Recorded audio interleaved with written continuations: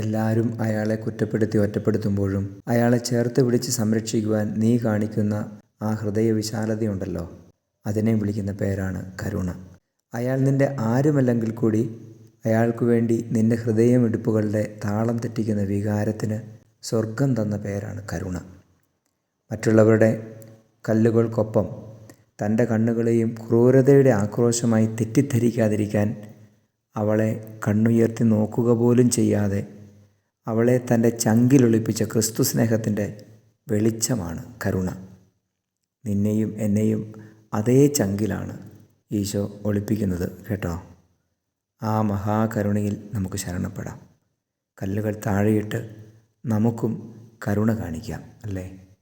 നമ്മുടെ കർത്താവ് ഈശോ മിശിഹായുടെ കൃപയും പിതാവായ ദൈവത്തിൻ്റെ സ്നേഹവും പരിശുദ്ധാത്മാവിൻ്റെ സഹവാസവും തമ്പുരാൻ്റെ വലിയ കരുണയും നിന്നോടുകൂടി എപ്പോഴും ഉണ്ടായിരിക്കട്ടെ.